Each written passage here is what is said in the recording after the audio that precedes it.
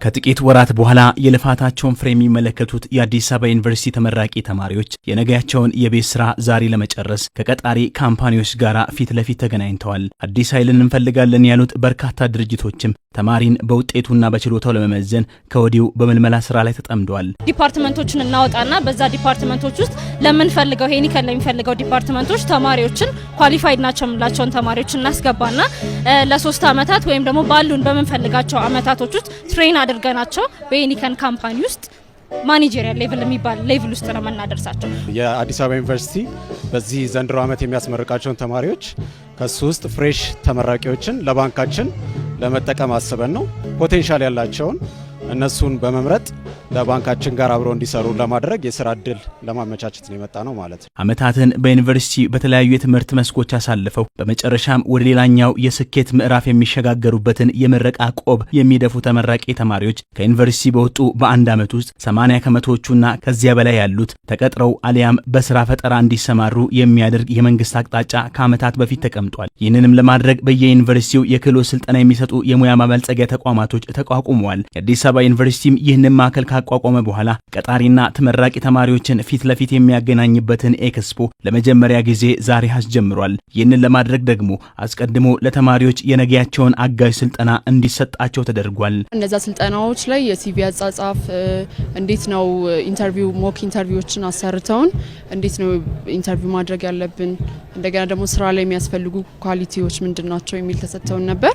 አሁን ይህ ኤክስፖ የነገ ቀጣሪያቸውን እንዲያገኙና አሊያም ደግሞ ሌሎች የሥራ አማራጮችን እንዲመለከቱ እገዛ ያደርግላቸዋል። እንደዚህ አይነት እድሎች መዘጋጀታቸው አንደኛ ነገር ያለው ወሬ ስራ አይገኝም ምናምን የሚሉ ፍርሃቶችን ይቀንሳል። ሁለተኛ ነገር ደግሞ ከኢምፕሎየርስ ጋር ከቀጣሪዎቻችን ጋር እንድንገናኝ ኮሚኒኬሽን ላይን ኔትወርክ ይፈጥርልናል ማለት ነው። የመጀመሪያው ውጭ ላይ ወጥቼ እንዳልደናበር ያደርገኛል።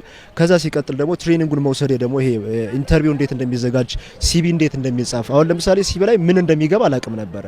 ግን አሁን ላይ ሰዎች ኦርጋናይዜሽኖች ላይ ሲሄድ ራሱ ማለት ነው ራሴን አጽድቼ ፕሮቶኮልን ጠብቄ ከዛ ውጭ ላይ ደግሞ ምናልባት ይሄኛው ባይሳካ እንኳን ሌላ እንትኖች ላይ ድርጅቱ ላይ ሲሄድ ማለት ነው ተመሳሳይ ጥያቄ ስለሚገጥመኝ ለነዛ ነገሮች አስቀድሜ እንድለምደው ያደርገኛል ማለት ነው። ፍሬሽ ግራጁዌት ሲሆኑ አያውቁትም የቱ ጋር ሄደው ይሄንን አክሰስ ማግኘት እንዳለባቸው። ስለዚህ እኛ ቀጣሪዎች ራሳችን እዚህ ጋር መተን ተቀጣሪዎችን መፈለጋችን ለተቀጣሪዎች ትልቅ ኦፖርቹኒቲ ነው የሚሆነው። ፍላጎታቸውን አይተው ገብተው መስራትም ይችላሉ ብዬ አስባለሁ። ዛሬ የጀመረው የአዲስ አበባ ዩኒቨርሲቲ የተማሪዎች የሙያ ማበልጸጊያ ማዕከል የሥራ ትስስር ኤክስፖ ለ3 ቀናት በዩኒቨርሲቲ ዋና ግቢ 6 ኪሎ ይከናወናል። በዋናነትም ይህ ማዕከል ሁለት ዋና ተግባራትን እንዲያከናውን ስራ ተሰጥቶታል። አንደኛው ሶፍት ስኪል ነው።